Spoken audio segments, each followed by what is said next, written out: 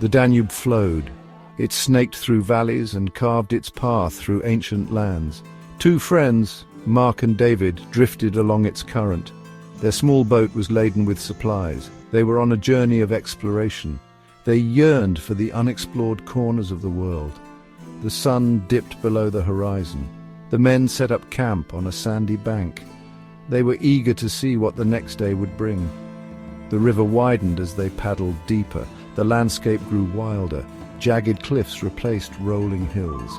Their laughter faded. The silence of the wilderness pressed in.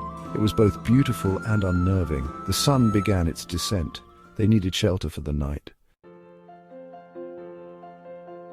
A bend in the river revealed it. A small sandy island emerged from the water. Weeping willows draped across it, their branches trailing in the current. The sight was both eerie and alluring. It promised sanctuary. They steered their boat towards it, hoping to find a safe haven. Sand shifted under their feet as they disembarked. The air hung heavy and still. An unnatural silence blanketed the island. It was the kind of silence that felt observed. The men exchanged uneasy glances. They pushed deeper into the heart of the willows. They searched for a suitable spot to spend the night. The willows grew close together, their branches intertwined, forming a dense canopy overhead. The light struggled to penetrate. Eerie shadows danced in the gloom. The only sound was the rustling of leaves. It sounded like whispers. The men felt a growing sense of unease. They pressed on, deeper into the island's embrace.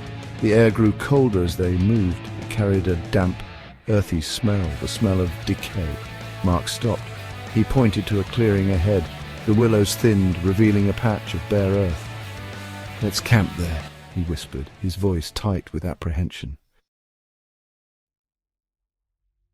The clearing was eerily still. The willow branches seemed to reach towards it. They resembled grasping claws.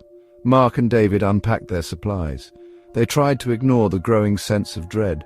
As they worked, David noticed something strange. Small, perfectly round holes pockmarked the ground. They were too uniform to be natural. "What are those?" David asked, his voice barely audible. Mark shook his head, his face pale. "I don't know," he murmured, "but I don't like it." He bent down to examine one of the holes. It was surprisingly deep and cold. An unnatural chill emanated from it. The sun dipped below the horizon. Darkness enveloped the island. The willows seemed to press closer. The men huddled by their makeshift fire. They were surrounded by shadows and silence. Then they heard it, a low humming sound. It pulsed through the air. It seemed to emanate from the ground itself. Mark and David exchanged terrified glances. The humming grew louder. It vibrated in their teeth. It was a deeply unsettling sound, ancient, alien. It spoke of things beyond human comprehension, things that lurked beneath the surface. Section 6. Primeval presences. The men scrambled to their feet. They scanned the darkness. Their eyes struggled to pierce the shadows. The humming reached a fever pitch. Then it stopped.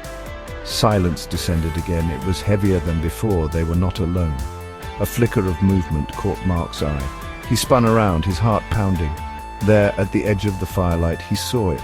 A shape, tall and slender. It stood perfectly still, watching. He couldn't make out any features, but he could feel its gaze, cold and calculating. Section 7. A night of endless dread. Mark grabbed David's arm. He pointed towards the shape. David gasped. The shape remained motionless. It seemed to melt back into the shadows. The men stood frozen.